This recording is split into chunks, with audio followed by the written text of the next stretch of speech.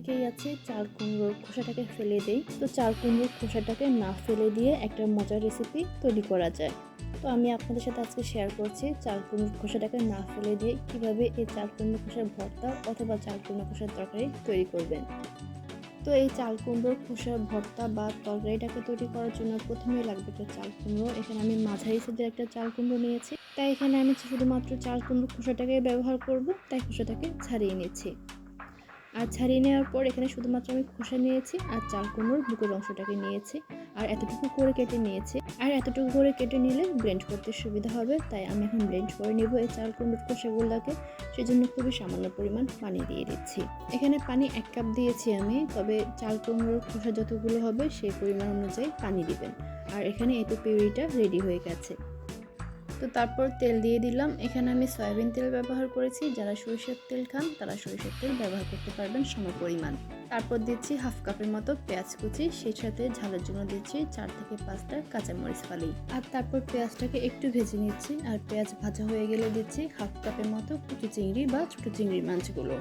আচ্ছা, এখানে একটা কথা, এই চাল কুমড়োর ভর্তা দুইভাবে তৈরি করা যায়। একটা হলো আমি যে পদ্ধতি দেখাচ্ছি, মানে চিংড়ি মাছ দিয়ে, আর একটা হলো নারকেল বাটা দিয়ে। আমি এখানে হাফ কাপ চিংড়ি মাছ ব্যবহার করেছি, চাইলে এখানে হাফ কাপ চিংড়ি মাছের পরিবর্তে নারকেল বাটা ব্যবহার করা যাবে। তবে এমন না যে এখানে নারকেল বাটা না দেওয়ার কারণে রান্নার টেস্ট আসবে না। নারকেল বাটা দেওয়া রান্নার এক টেস্ট আসবে, চিংড়ি মাছ দেওয়া রান্নার অন্য টেস্ট আসবে, তবে দুটো টেস্টই ভালো। আপনারা চাইলে নারকেল বাটা এবং চিংড়ি মাছ দুটো দিয়ে এই রান্না করতে পারবেন।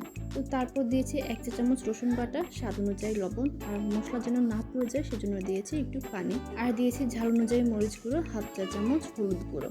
আর এখানে আমি যেহেতু আগে কাঁচামরিচ ফালি ব্যবহার করেছি, সেজন্য পরবর্তীতে ঝাল দিতে একটু সাবধানে দিবেন। যারা ঝাল খেতে পছন্দ করেন তারা ঝালটাকে বাড়িয়ে দিতে পারবেন। তারপর চিংড়ি মাছটাকে 4-5 মিনিট কষিয়ে নিয়েছি। কষানোর পর দিয়ে দিয়েছি চাল কুমড়োর পিউরি, আর ফ্লেভারের জন্য 2টো তেজপাতা ছিঁড়ে দিয়েছি, আর সাথে দিয়েছি 1 কাপ পানি। এতে করে চাল কুমড়োর কাঁচা গন্ধ দূর হয়ে যাবে। আর একটা কথা, এখানে আমি চাল কুমড়োর খোসাগুলোকে সেদ্ধ না করে আমি ডিরেক্টলি কাঁচাই ব্লেন্ড করেছি। আপনারা চাইলে এখানে চাল কুমড়োর খোসাগুলোকে সেদ্ধ করে নিয়ে তারপর ব্লেন্ড করতে পারবেন, তবে দুইটারই টাইম সেম। এই দুই পদ্ধতিতে এর ভর্তা তৈরি করা যায়।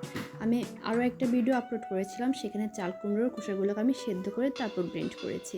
আর তারপর যখন দেখবো পানিটা একদম শুকিয়ে গেছে, সে পর্যায়ে ধনেপাতা কুচি দিচ্ছি, তারপর ফ্রাইড করা পেঁয়াজ দিচ্ছি, আর একটা ডিম ভেঙে দিচ্ছি। তারপর চুলার আঁচ একদম বাড়িয়ে রেখে একটু নেড়েচেড়ে মিশিয়ে নিচ্ছি। তারপর 4-5 মিনিটের মতো তেল বের হয়ে আসা পর্যন্ত এভাবে ভুনা করে নিচ্ছি। আর ভুনা করে নিলে রেডি হয়ে যাবে চাল কুমড়োর খোসার এই মজার ভর্তাটা। তো চাল কুমড়োর খোসাটাকে না ফেলে দিয়ে এভাবে ট্রাই করুন।